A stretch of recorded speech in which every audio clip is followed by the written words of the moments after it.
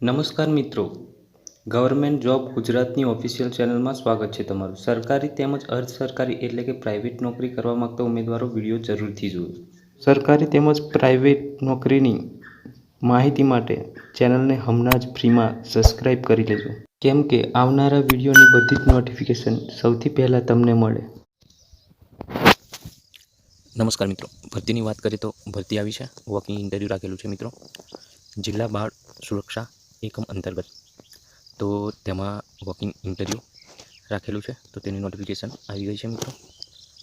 તો ભરતીની વાત કરીએ તો ભારત સરકાર દ્વારા મિશન વાત્સલ્ય યોજના અન્વયે સામાજિક ન્યાય અને અધિકારિતા વિભાગ ગુજરાત રાજ્ય ગાંધીનગર દ્વારા જિલ્લા કક્ષાએ રચવામાં આવેલ જિલ્લા બાળ સુરક્ષા એકમ એટલે કે OCPU નડિયાદ જિલ્લો ખેડા લાગશે માટે મંજૂર જગ્યાઓ પૈકી નીચે મુજબની ખાલી જગ્યાઓ માટે 11 માસના કરાર આધારિત હંગામી ધોરણે તારીખ 8/2/2024ના રોજ પોતાના શૈક્ષણિક લાયકાત અનુભવના અસલ પ્રમાણપત્રો, 2 પાસપોર્ટ સાઇઝના ફોટોગ્રાફ તથા સ્વપ્રમાણિત નકલો સાથે રૂબરૂ ઇન્ટરવ્યૂ માટે સવારે 9 થી 11 કલાકે પર દર્શાવેલ સરનામે સ્વખર્ચે હાજર રહેવાનું રહેશે.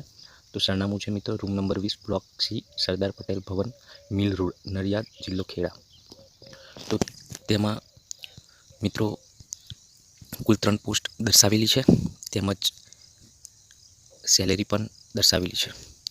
તો પહેલા નંબરની પોસ્ટ છે મિત્રો કાઉન્સિલરની, તેમાં 18,536 સેલેરી તમને ફિક્સ આપવામાં આવશે. અને એલિજિબિલિટી ક્રાઇટેરિયામાં એટલે કે લાયકાત દર્શાવેલી છે, graduate in social work, graduate કરેલું તમારે હોવું જોઈએ સોશિયલ વર્કમાં. તેમાં સોશિયોલોજી, ફિસિયોલોજી તેમજ public health counselling from a recognisation university. તો સોશિયોલોજી, ફિસિયોલોજી તેમજ પબ્લિક હેલ્થ કાઉન્સેલિંગ તમે કરેલું હોય તો એપ્લાય કરી શકો છો. અને અથવામાં મિત્રો PG diploma in counselling and કમ્યુનિકેશનનો કોર્સ તમે કરેલો હોય ડિપ્લોમામાં, અને તમને 1 વર્ષનો એક્સપિરિયન્સ હોય ગવર્મેન્ટ કે NGOનો, તો પણ તમે એપ્લાય કરી શકો છો. અને એજની લિમિટ પણ દર્શાવેલી છે, 21 થી 40 વર્ષની એજ લિમિટ છે.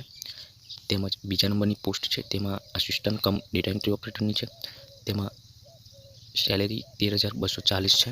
લાયકાત 12 pass from a recognised board equipped board with diploma certificate in computer. તેમાં 1 વર્ષનો એક્સપિરિયન્સ ગવર્મેન્ટ અને NGOનો દર્શાવેલો છે. તેમાં એજ લિમિટ 21 થી 40 વર્ષ છે, અને 12 પાસ હોય તો પણ એપ્લાય કરી શકો છો. ત્રીજા નંબરની પોસ્ટની વાત કરીએ તો ત્રીજા નંબરની પોસ્ટ છે આઉટરીચ વર્કર ORW. તેમાં મિત્રો સેલેરી 12,318 છે. તેમાં પણ 12 પાસ એપ્લાય કરી શકે છે, અને 12 પાસનું ઇક્વિવેલન્ટ સર્ટિ હોય તમારી પાસે તો તે પણ એપ્લાય કરી શકો છો. અને ગવર્મેન્ટ તેમજ NGOનો 1 વર્ષનો એક્સપિરિયન્સ હોય તો પણ તમે વર્ક એપ્લાય કરી શકો છો. તેમાં પણ 21 થી 40 વર્ષની એજ લિમિટ દર્શાવેલી છે, અને શરતો પણ નીચે દર્શાવેલી છે, તેના પર થોડી નજર નાખીશું. તો પહેલા નંબરની શરત છે, ઉપરોક્ત ક્રમ નંબર 1 થી 3ની જગ્યા માટે શૈક્ષણિક લાયકાતમાં 55% કે તેથી વધુ ટકાવારી ધરાવતા ઉમેદવાર અરજી કરી શકશે. ઉક્ત જગ્યાઓ માટેનો અનુભવ દર્શાવેલ શૈક્ષણિક લાયકાત બાદનું જ ગણાશે. દરેક જગ્યાઓ માટે કમ્પ્યુટરની બેઝિક જાણકારી હોવી જરૂરી છે. ઉક્ત ભરતીની સંબંધિત વિગતો માટે કચેરીએ રૂબરૂ ટેલિફોનિક સંપર્ક કરવો નહીં.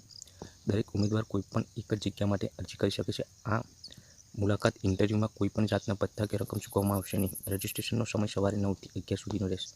અને નોંધ દર્શાવેલી છે, જાહેરાતમાં આમેલ તમામ જગ્યાઓની વિશેષ માહિતી મિશન વાત્સલ્યની માર્ગદર્શિકા 2022માં તથા તમામ ફેરફારને બંધન કરતા રહેશે. જાહેરાત આપ્યા બાદ સંબંધિત ભરતી પ્રક્રિયા પૂર્ણ કરવી કે રદ કરવી કે તેમાં ફેરફાર કરવા અંગેનો અંબાધિત અધિકાર જિલ્લા કક્ષાની પસંદગી સમિતિનો રહેશે મિત્રો.